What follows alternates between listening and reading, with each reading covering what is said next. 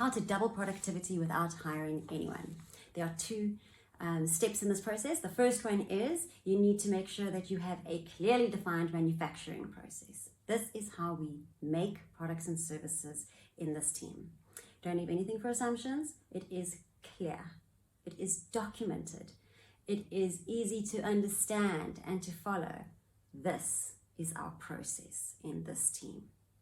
Okay, if we use the example of a chocolate cake, a new person joins your team and they understand this is the methodology that is used here to bake a chocolate cake. All right, did you understand that? New person, yes, I get it. And then you leave them alone. No micromanagement, no sitting on top of them. This is where you gotta be brave in leadership positions and allow them to explore, make their own mistakes, and to potentially improve on that process. But what you are doing is you're taking away fear, because micromanagement does lead to environments that are fear-based, worrying about doing it wrong and making mistakes. And by removing that, you allow people to breathe, and the most amazing thing happens. In mature teams, one of the results that comes out of this is an increased productivity.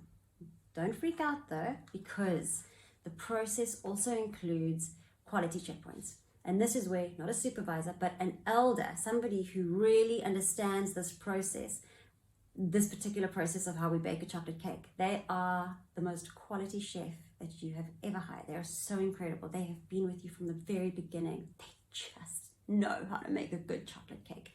And they come in and they are there to check on how things are going, not to micromanage, but to bring in their brilliance, because they are seen as brilliant by the staff members and the rest of the team who are working in this space.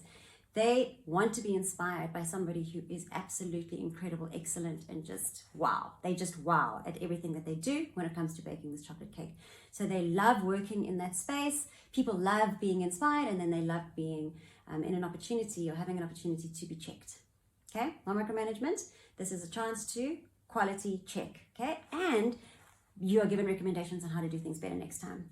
Okay, so that's the first one, well-defined manufacturing process. The second step is, and how we're going to increase and double the productivity of our team.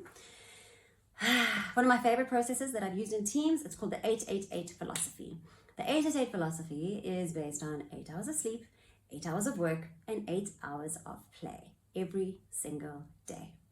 In teams that I've joined, where I was responsible for a whole bunch of technologists who believed that they were working extremely hard, and every time they needed to put in a few extra hours, they were completely overworked and overwhelmed.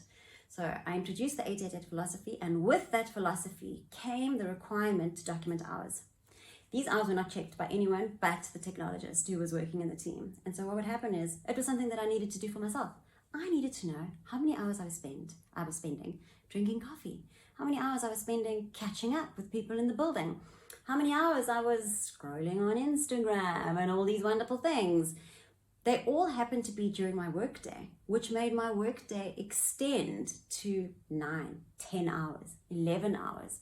But when I took those hours out, I found that I was actually only working 8 hours. And actually I wasn't overworked and I wasn't overwhelmed.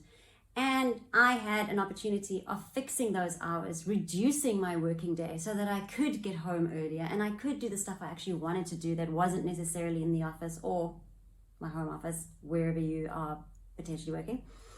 And it's a lovely process to implement. That was the one side of it. The other side was with people that were completely overworked and they were overwhelmed and they couldn't stop working. And enforcing this meant that they now had to take responsibility for the hours they were working, because if they worked overtime, they had to come and speak to me. No one really enjoyed that. I don't know why, but they had to explain to me why they felt that they had to work overtime on an ongoing basis. And then we would look at what we could do to assist them and change that. What this does for the team is that they are now deliberate in their working hours. And what you find is that suddenly, after this process has been followed, implemented, and everybody is now running smoothly with it, the team does more with the exact same number of people in your team. Try it. Let me know how it goes. Bye for now.